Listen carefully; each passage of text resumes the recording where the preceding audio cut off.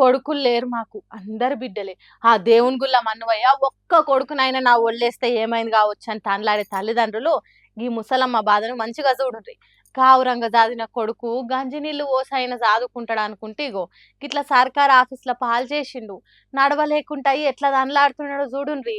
జోగులాంబ గద్వాల జిల్లా వడ్డేపల్లి మండలం రామాపురం అనే ఊర్లుండే హుస్సేన్ బి అనే గీ అమ్మకు ఇస్మాయిల్ అనే బద్మాష్ కొడుకున్నాడట.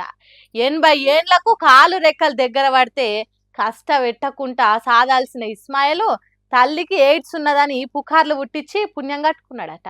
హుసేన్ బి అనే ఈ అమ్మ పేరు మీద ఉన్న 8 ఎకరాల భూమిని తన పేరు మీదకి మార్చుకున్నాడట. ఇంట్లో నుంచి బయటికి వెళ్ళగొట్టిండట. అరే నువ్వు మనిషివేనారా?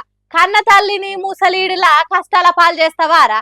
పాలిచ్చి పెంచిన తల్లిని పరాయోళ్ళని చేసినట్టు చేస్తావారా అని ఊరోళ్ళు తిడతారు కదా.